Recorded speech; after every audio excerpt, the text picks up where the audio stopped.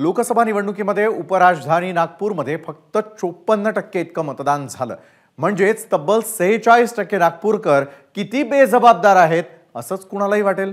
मात्र नागपुरात कमी मतदानामागे मतदारांची अनास्था हेच एकमेव कारण नव्हतं, तर त्याला डाराडूर झोपलेलं प्रशासनही कारणीभूत असल्याचं वास्तव आता समोर आलंय. याद्यांमधील प्रचंड घोळ आणि प्रशासनाच्या घोडचुकीमुळे अनेक मतदार मतदानापासून वंचित राहिले. पाहुयात नागपुरातील मतदार याद्यांमधील गोंधळासंदर्भात डोळ्यात अंजन घालणारा एबीपी माझाचा स्पेशल रिपोर्ट. हे आहेत सुरेश वैतागे. ते सध्या धडपड करतायत ती म्हणजे स्वतः जिवंत असल्याचं सिद्ध करण्यासाठी. वयाच्या 50शीत त्यांच्यावर ही वेळ आणली आहे निवडणूक आयोगानं. हो, तोच आयोग जो मतदान हा तुमचा हक्क आहे आणि कर्तव्यही आहे असं आवाहन करतो तोच. एरवी मतदान केलं की राष्ट्रकार्य केल्याचं समाधान मिळतं. मात्र ज्या दिवशी मतदान केलं त्याच दिवसापासून सुरेश वैतागेंना प्रचंड मनस्तापाचा सामना करावा लागतोय. त्याचं झालं असं की नागपूरच्या महाल परिसरात ते मतदान करायला गेलेही आणि त्यांचं नावच मतदान यादीतून गायब. इतकंच नाही तर त्यांना सर्वात मोठा धक्का तेव्हा बसला जेव्हा मृतांसाठी असलेला डिलीटेड हा शेरा त्यांच्या नावासमोर मारला गेल्याचं त्यांना दिसलं. खरं तर सुरेश वैतागे यांच्या भावाचा मृत्यू झालाय. त्यांचं नाव डिलीट करताना निवडणूक आयोगानं हा प्रताप केलाय आणि रांगेत धडधाकटपणे उभे असणाऱ्या सुरेश वैतागेंना तोंड वर करून सांगण्यात आलं, तुम्ही मृत आहात. माझं नाव होतं परंतु समोर डिलीट म्हणून लिहून आलं होतं. आमचे भाऊ मरण पावले होते 2018ला. माझ्याच बाजूला त्यांचं पण नाव होतं, मिसेसचं पण नाव आहे, तिथे पूर्ण परिवारांचे नाव आहे. परंतु त्यांचे डिलीट करताना माझेसुद्धा डिलीट.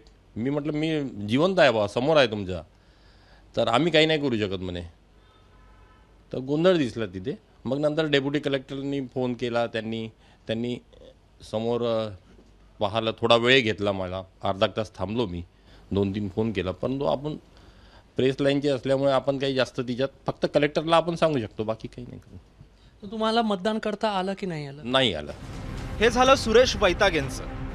मात्र असाच काहीसा प्रकार घडलाय नागपूरच्या वरिष्ठ पत्रकार असलेल्या महेश उपदेव यांच्या बाबतीत. उपदेव यांची बहीण मेघा यांचं 2008 साली निधन झालं.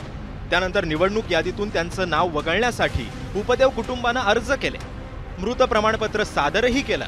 मात्र मेघा उपदेव यांचं नाव मतदार यादीतून डिलीट झालंच नाही. 2009 साल म्हणू नका, 2014 साल म्हणू नका, 2019 साल म्हणू नका, अगदी 16 वर्षांनंतरही मेघा यांचं नाव यादीत जसंच्या तसंच आहे. सर्टिफिकेट प्रत्येक वेळेस सर्वेक्षणाच्या वेळेस आले तेव्हा मी त्यांना हेतुपुरस्कर सांगितलं की बा इथं मृत्यू झाला आहे तरी इथं नाव येत आहे. मी डेथ सर्टिफिकेटच्या झेरॉक्स प्रत्येक वेळेस दिलेले आहे, पण अजूनही तिथं नाव डिलीट झालेलं नाही. प्रशासनाच्या चुकीमुळे मतदानाचा टक्का तर घसरतच आहे, पण जे जिवंत आहे त्यांना मृत दाखवत आहे आणि जे मृत आहे त्यांना जिवंत दाखवून काही ठिकाणी मृत व्यक्तींच्या नावावर डुप्लिकेट मतदान झालेलं आहे. हा प्रशासनाचा घोळ आहे. हा सोडवायला पाहिजे त्वरित, नाही तर खरा मतदार मागे राहतो. ही भयावह चूक आहे आणि राज्य शासनाने निवडणूक आयोगाकरता तर चपराक आहे की एवढा मोठा घोळ चालू आहे तिथे. मतदार यादीतले हे घोळ आता नागपुरात चर्चेचा विषय ठरू लागले. भाजपनं तर या संपूर्ण प्रकाराची चौकशी करण्याची मागणी केली आहे. आणि त्यात सर्वात धक्कादायक म्हणजे नागपूर पूर्व या विधानसभा मतदारसंघात तब्बल 35,000 मृत आणि स्थलांतरित मतदारांची नावं मतदार यादीत कायम असल्याचा आरोप केला जातोय. नागपुरात किमान 5 लाख मतदारांबाबत गोंधळ असल्याचा दावा भाजप आमदार कृष्णा खोपडे यांनी केलाय. नाही, या 2024च्या लोकसभेच्या निवडणुकीमध्ये मतदाता हा खूप जागृत होता. मतदाता हा सकाळी 6 वाजतापासून मतदान केंद्रामध्ये जाऊन त्यांनी लाईन लावली होती. परंतु प्रशासनाच्या घोळमुळे BLO टोटली फेल झाले. जे करेक्शनचे जे 8 नंबरचा फॉर्म लोकांनी भरला होता तेही करेक्शन ज्याच्यामध्ये झालं नाही आहे. आणि म्हणून हा पूर्ण घोळ हा पूर्व नागपूरमध्ये नाही तर पूर्ण शहरामध्ये हा घोळ आहे. लगभग 5 लाखाच्या वरत हे मतदार यादीमध्ये हा पूर्णपणे घोळ या ठिकाणी दिसत आहे. आणि आम्ही वारंवार याच्या अगोदर बी कलेक्टर साहेबाला निवेदन दिलं होतं का या मतदार यादीला तुम्ही दुरुस्त करा. मतदार यादीची जी जी काही अडचण त्याच्यामध्ये होती त्याचेही निवेदन आम्ही त्यांना दिलं होतं, परंतु सतत कलेक्टर साहेबाच्या आदेशाले या बिओले आणि संबंधित अधिकाऱ्यांनी कोराची टोकरी त्या ठिकाणी दाखवली आणि त्यामुळे नागपूर शहरामध्ये लाखो लोक हे मतदानापासून वंचित राहिले आणि त्याच्यामुळे हे मतदानाचे जे पर्सेंटेज इतक्या कमी याच्यामध्ये घसरलं, याला खरं कोणी जबाबदार असेल तर प्रशासन जबाबदार आहे.